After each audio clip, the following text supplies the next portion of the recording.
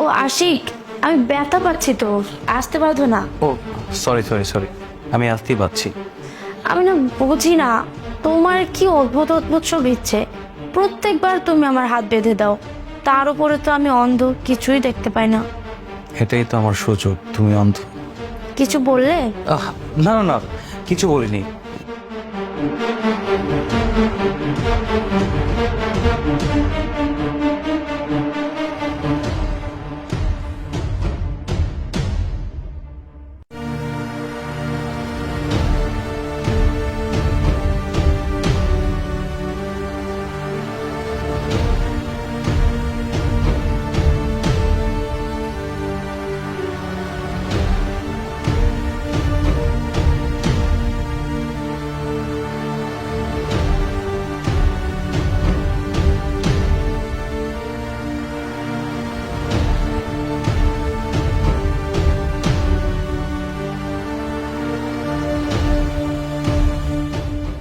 আরে তুমি আবার কোথায় যাচ্ছ আশিক? আবার হাতটা তো খুলে দিয়ে যাও। আমি একটু ওয়াশরুম থেকে আসি, হ্যাঁ ফ্রেশ হয়ে আসি। ও ঠিক আছে।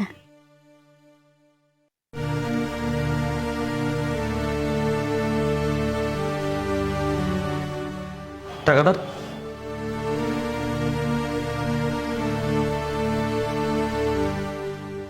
কেমন ছিল?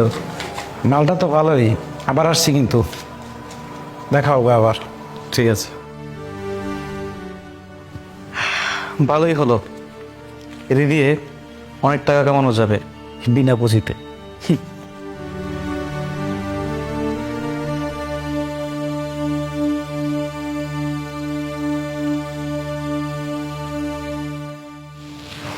তুমি এসেছো?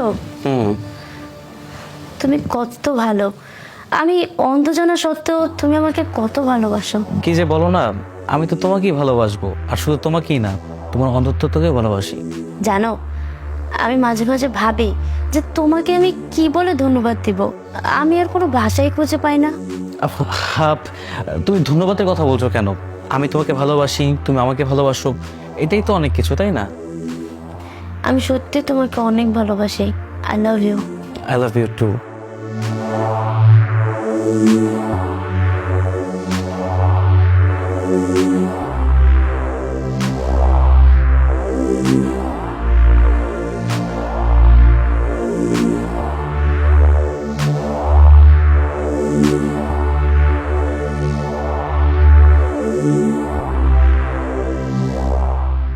এ ভাই, কি অবস্থা? ভালো, ঠিক ছিলাম না।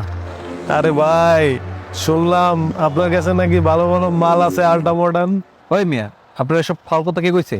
আরে ভাই, লোকে মুখে তো সবই শুনি, বুঝেন না? আমগো তো মাল টাল দরকার আছে নাকি? টাকা আছে পকেট ভরা।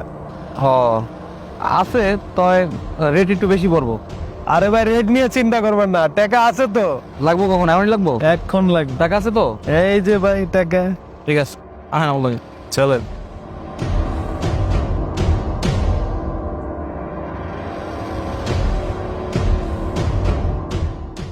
এই হচ্ছে মেয়েটা। বাহ, মালটা তো সেই। চোখ খালি ফালতু কথা।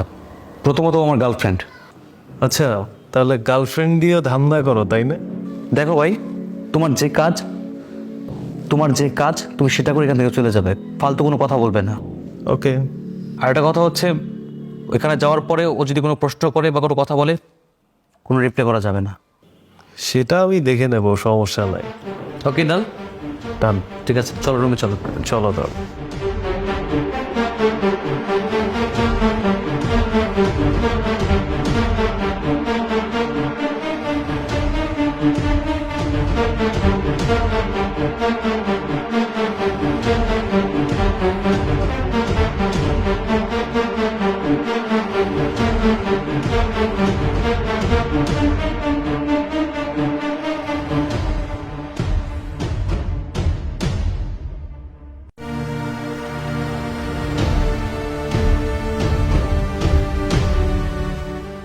কি হয়েছে এখানে?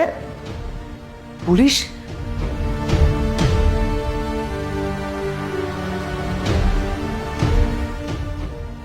সেলুট দিচ্ছে কেন?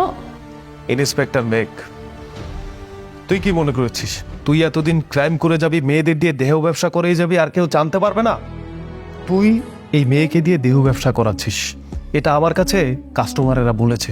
আমি এটা বিশ্বাস করিনি, তাই হাতে নাতে ধরার জন্য নিজে কাস্টমার হয়ে এখানে এসেছি।